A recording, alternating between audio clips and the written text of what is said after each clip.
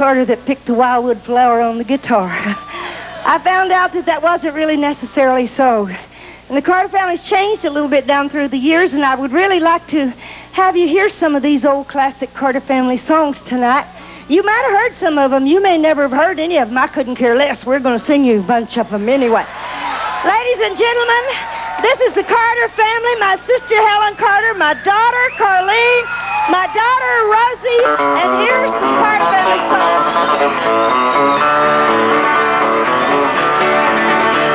From the great Atlantic Ocean to the wide Pacific shore, from green and icy mountains to the southlands by the shore. She's from Tennessee, boy, she's long and she's tall, a regular combination on the Wabash Cannonball. Well, the sun to the jingle, hear the rumble and the roar, as she glides along the woodland or the hills and by the shore. In the mighty rush of the engine, hear the lonesome hobo squall, traveling through the jungle on the Wabash Cannonball. Now she came down from Birmingham, what a cold December day. As she pulled into the station, you could hear all the fellows say, there's a girl from Tennessee, boy, and she's long and she's tall. She came down from Birmingham on a Wabash Cannonball. Well, it's out to the jingle, hear the rumble and the roar, as she glides along the woodland or the hills and by the shore. In the mighty rush of the engine, hear the lonesome hobo squall, she's driving through the jungle on the Wabash Cannonball. Yeah, all right, roll. Well, here's the daddy Claxton, may his name forever stand, and always be remembered in the courts throughout the land. When his earthly race is over and the curtain round him falls, we'll carry him back to Dixie on the Wabash Cannonball. Well, it's on to the jingle, hear the rumble and the roar, as she glides along the woodland on the hills and by the shore.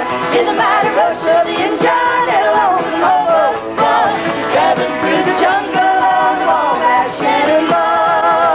She's traveling through the jungle on the Wabash Cannonball.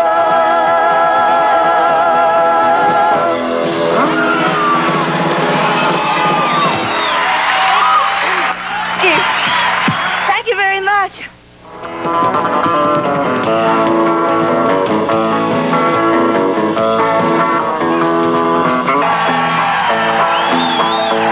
Well, my daddy left when I was 3, didn't leave very much to my ma and me, except his old guitar and an empty bottle of booze.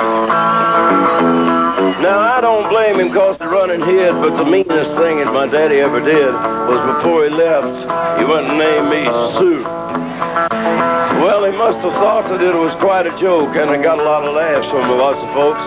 Seems I had to fight my whole life through. Some gal would giggle and I'd turn red, and some guy'd laugh and I'd bust his head. I'll tell you, life ain't easy for a boy named Sue. But I grew up quick and I grew up mean. My fists got hard, my wits got keen.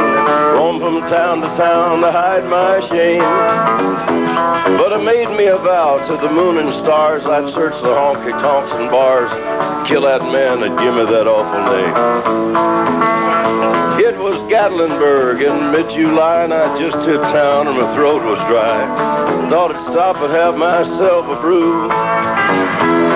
At an old saloon on a street of mud, there at a table dealing stud, said the dirty mangy dog could name me Sue. Well, I knew that snake was my own sweet dad from a worn-out picture that my mother had. Knew that scar on his cheek and his evil eye. He was big and bent and gray and old, and I looked at him and my blood ran cold, and I said, my name is Sue. How do you do? Now you're gonna die. Well, I hit him hard right between the eyes, and he went down, but to my surprise, come up with a knife and cut off a piece of my ear. Then I busted a chair right across his teeth, and we crashed through the walls and into the street, kicking and gouging in the mud and the blood and the beer. Well, I'll tell you, I fought tougher men, but I really can't remember when. He kicked like a mule and he bit like a crocodile. I heard him laughing and I heard him cuss, and he reached for his gun, but I pulled mine first. Stood there looking at me and I saw him smile. And he said, son, this world